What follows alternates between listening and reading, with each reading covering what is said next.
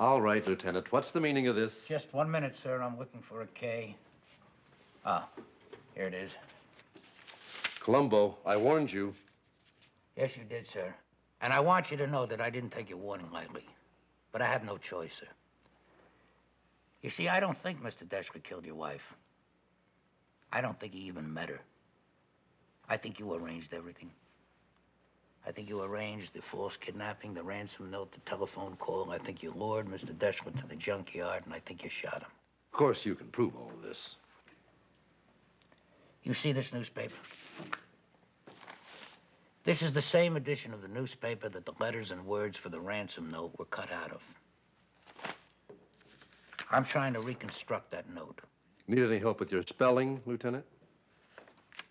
I'll tell you what the problem is. We found this newspaper in the motel room. It was sprawled over a chair. It was left there, even though the maid said that she cleaned up the room. Yes, I told you. She probably lied. That's the problem, sir. You see this terrible mess I'm making? There's just no way to cut up this paper and paste together this note without making a mess. I know. I tried it last night, my wife and I. Columbo, what's your point? My point is this. If the maid forgot to clean up the room, then why didn't we find little bits and pieces of paper somewhere? You see the problem? If she did clean up the room, then everything gets thrown out. All the bits and pieces of paper gets thrown out, and the newspaper gets thrown out. If she doesn't clean up the room, then these scraps of paper, they have to be somewhere. You can see the contradiction. You're incredible. You're really incredible. This man, this criminal, abducts my wife, kills her, tries to kill me in cold blood. But instead of recognizing the obvious, you accuse me of some kind of a monstrous scheme. Deschler killed Francis, no one else. No, sir, that's not possible. You see, Mr. Deschler had an alibi. What? Yes, sir. He couldn't possibly have killed your wife. And what's more, your sworn statement is perjured. You're crazy. Correct me if I'm mistaken. But you said you were with your wife until noon on Thursday the 20th, the day she was abducted. Yes. Well, you see, sir, Mr. Deschler was down at the Department of Motor Vehicles taking his driver's test that morning. And I've got a sworn statement from an examiner to that effect. So you see, Mr. Deschler couldn't possibly have kidnapped your wife. But you could have. Lieutenant, what in the hell are you saying? Deschler had no alibi. My wife was abducted in the afternoon. No, sir, that's what we assumed. Actually, she was kidnapped in the morning. And at precisely the same time that you said you were at home alone with her. I have absolute proof, sir, that Mrs. Gillespie was tied to that chair in that ranch house at 10 o'clock in the morning. I took the snapshot of Mrs. Gillespie, and I took it down to our photo lab. And I had a giant blow-up made from that print. And I want you to know, my friend, that I took personal charge of that process, just so that there'll be no mistake.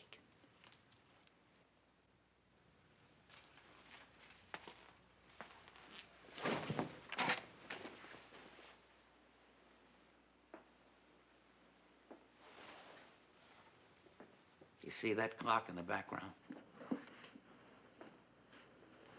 That clock reads 10 o'clock. That's very plain. 10 o'clock, sir. That's the time that you claim you were at home alone with your wife.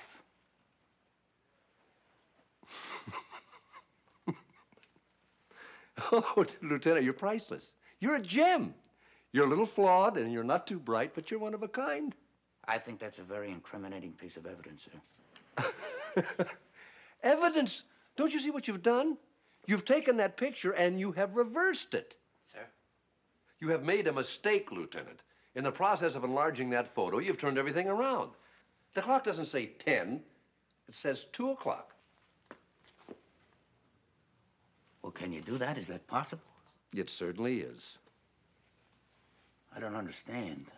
Get the original photo and compare it. I'll demonstrate it to you. Then you'll see where you made a big mistake. The original. The original snapshot, yes. Well, I'm afraid that's going to be a problem, sir. You see, when I was down in the dark room working with the guy from the photo lab, I was helping out. I accidentally dropped the original in a batch of hydrochloric acid. What? Yes, sir. There is no other print. It's gone. What is this? A clumsy attempt to frame me with false evidence? Oh, no, sir. No, I wouldn't do that. No, I'm afraid this is the picture. And there's been no mistake. I'll testify to that. Sergeant Hoffman, would you read Mr. Gillespie his rights? Hold it. Hold it, Lieutenant, before you do something you'll regret.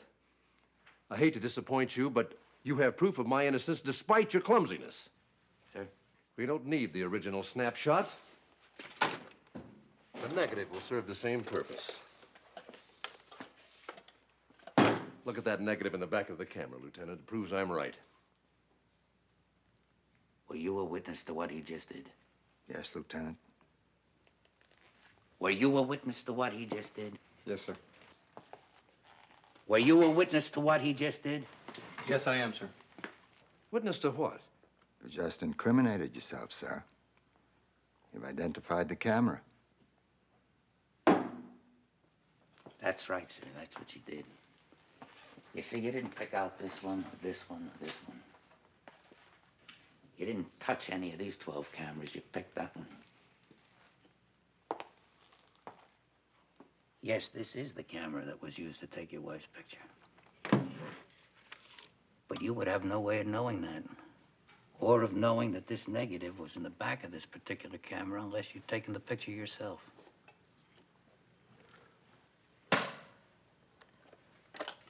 Sorry, sir. If I hadn't taken that camera. You were counting on that. You didn't accidentally reverse that film. You did that deliberately. Sergeant Hoffman.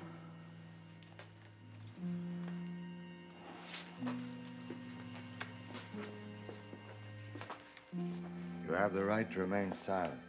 You give up the right to remain silent, anything you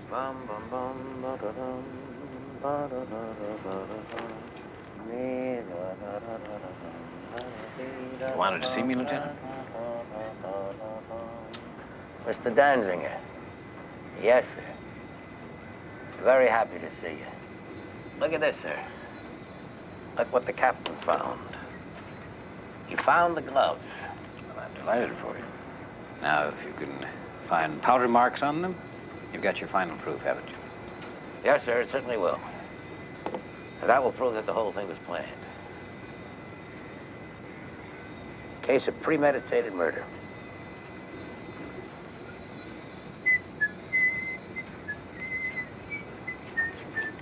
I thought you needed paraffin to pick up powder marks. Yes, sir, you do. But I'm sure that on the outside of that right glove, those are powder marks. Don't get me wrong, sir. It's not that that's not important. It's just that I'm after something else. I'll explain it to you in a moment.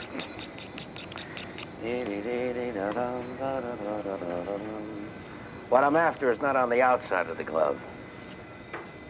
It's on the inside of the glove.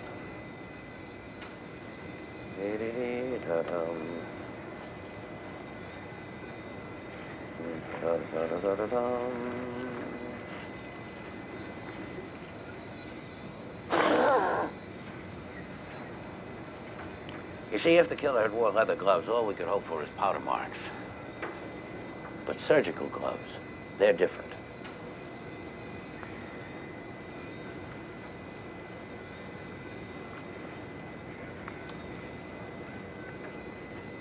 The texture is different.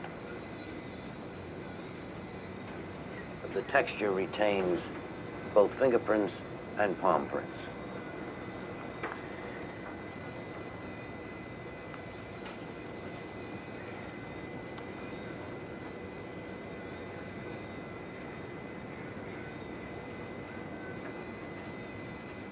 Big as life.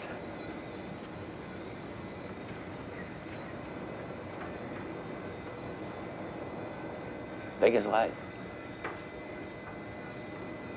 Now, whosever print that is, that person shot and killed Rosanna Wells. But that print is not Mr. Harrington's print.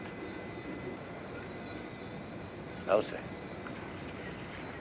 I have a set of Mr. Harrington's prints. I took the liberty of getting them this morning.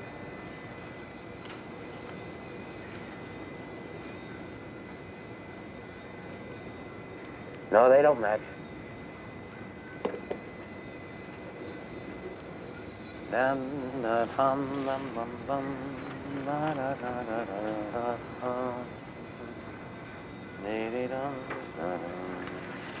Mr. Danziger, would you place the index finger of your right hand in that graphite, and I think maybe we can wrap this whole thing up very quickly. That is my print.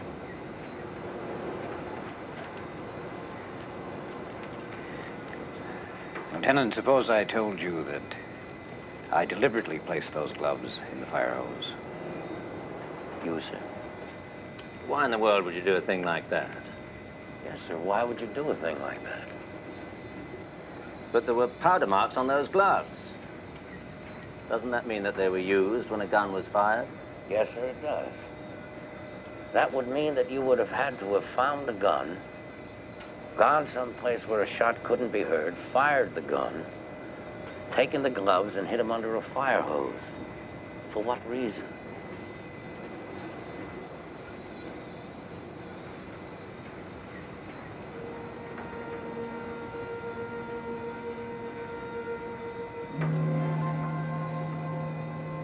How did you find out? Now, this feather, sir, I found it in the corridor of the hospital.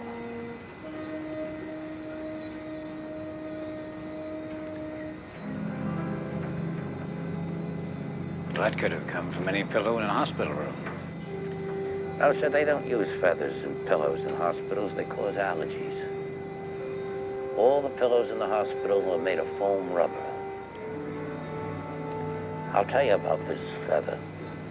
When you fired the gun through the pillow, this feather stuck to some portion of your body and it dropped off when you walked back to the hospital.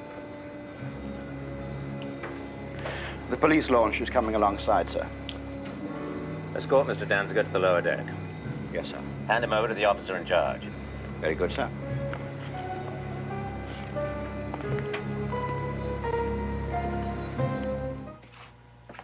Two tapes?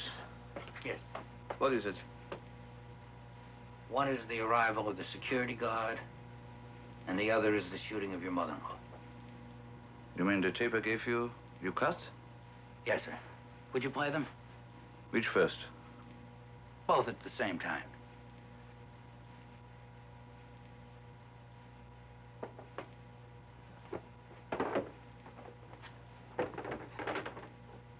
You know, I don't know much about these things. Is it possible to take that tape and play it into the closed TV system here so that it could be seen by Baxter on the monitor in the gatehouse? Everything is possible with this equipment. That's what Mr. Thompson said. I just wanted to confirm it. Ready. Good. You can start.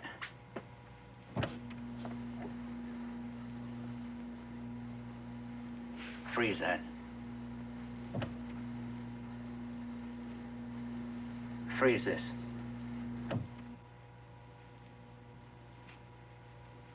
You know, sir, I checked your alibi with Baxter in the Grand Galleries, and for a while there, I accepted your story. Then I happened to be watching a football game on TV, and they did one of those tape replays. That's when it hit me. What are you talking about? You fed a videotape of the study with no one in it down to the gatehouse. An empty room. While it was playing, you shot your mother-in-law.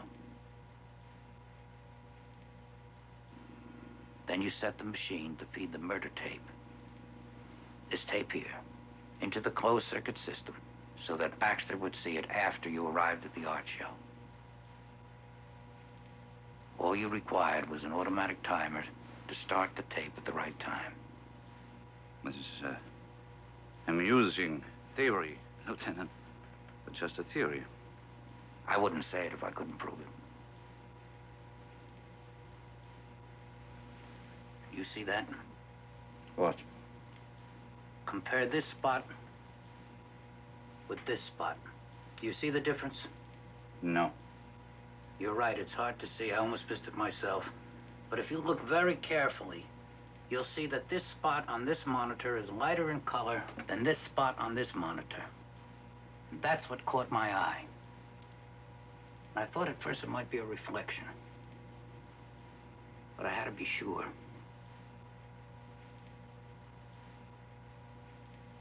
Advance button. Do you see it now? What? You still don't recognize it? No. Well, then let's make it very close.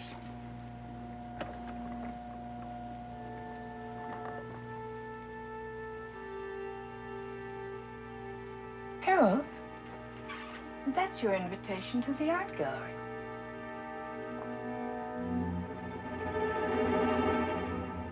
That's what it is. You can even see your name written on it. It's your invitation. I went back and got this from the Grand Galleries. This is this.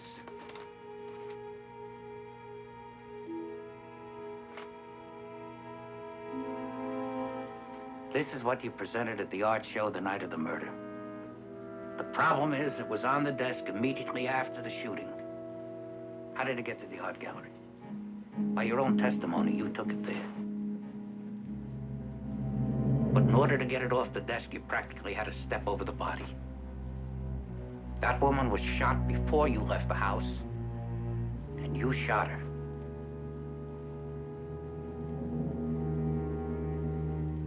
This is insane. This is absolutely insane. Elizabeth, tell the lieutenant. Before I left the house, I saw your mother coming up to the room to wish you good night. Tell him.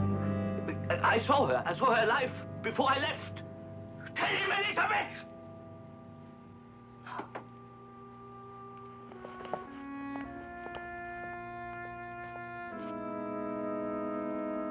Officer!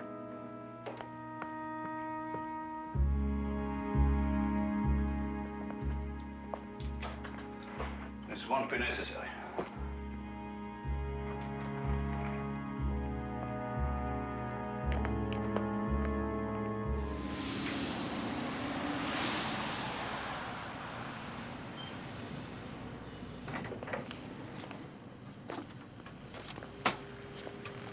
Morning, Doctor. Yeah, good morning. What the hell is this? I had to cancel 2 sessions because of your phone call, idiotic phone call.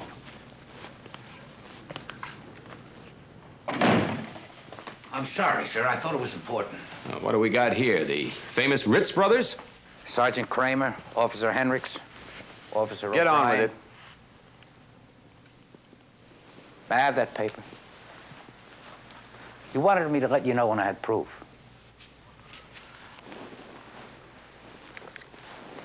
Is that it? That piece of paper? Proof? Well, yes or no? This is an autopsy report. So? Nadia Donna did not commit suicide. She was murdered. We found evidence of barbiturates in her system. Lieutenant, Nadia Donna didn't die of barbiturates. Her death was a little bit more dramatic. A leap from a 5th-floor balcony. She thought she was going swimming. You told her that. You programmed her. Oh. Have you got anything or not? I have a telephone call. What phone call? You called her. I deny it. That officer found the receiver off the hook when he broke through a locked door. Congratulations, that it? Why'd she take off her clothes before she jumped? You tell me.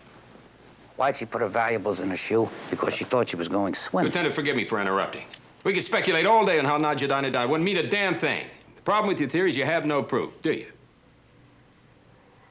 Yes or no?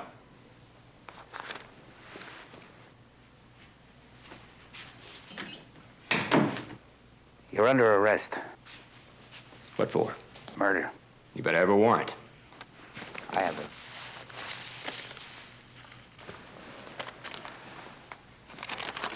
You're right, Doctor. I can't prove that you killed Mrs. Donner, but I can prove that you killed Mr. Donner. I have a witness. That's right, sir. I have an eyewitness.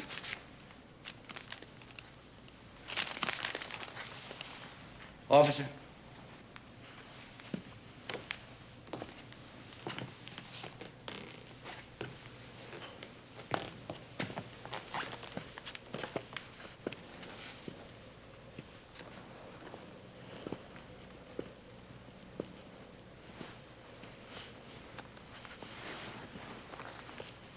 Mr. Morris, would you care to sit down?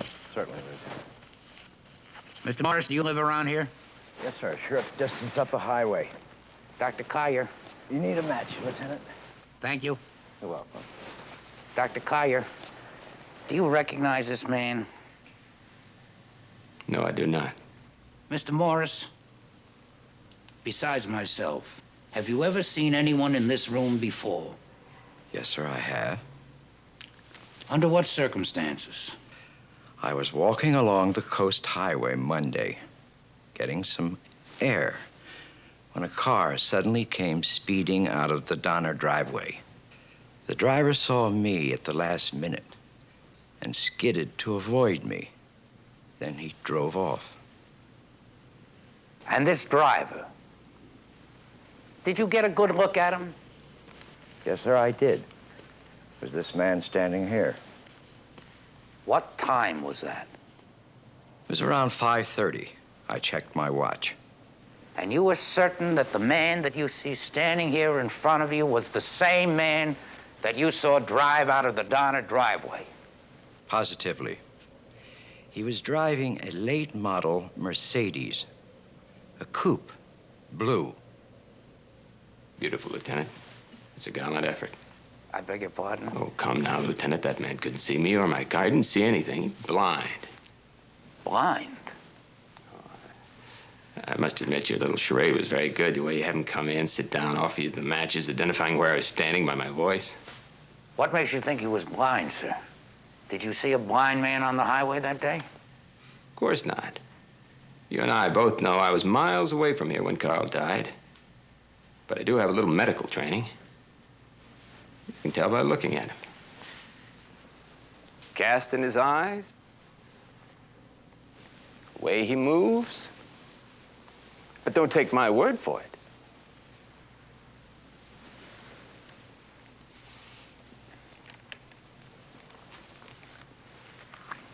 Read a few pages of this, will you, Mr. Morris? Just start anywhere, would you please?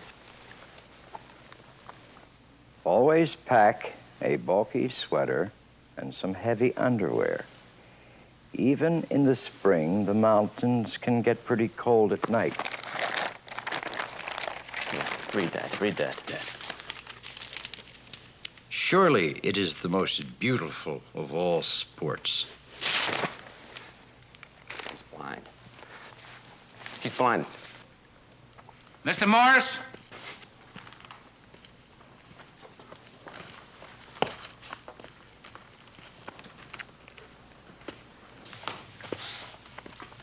Stay. That's right, Doctor. That man that you saw was blind. And is blind. This is Daniel Morris. That's the man that you saw on the road Monday afternoon. This other man is his brother, David. I'm sure you can see the problem, sir. There is no way in the world that you could have assumed that this man, this witness, was blind unless, of course, you had seen this man that day. That's the only way you could have known. Thank you. You're welcome. I have an eyewitness, Dr. Collier. An eyewitness that will place you at the head of the Donner driveway at 5:30 Monday afternoon. But the eyewitness is not Mr. Morris. The eyewitness is you.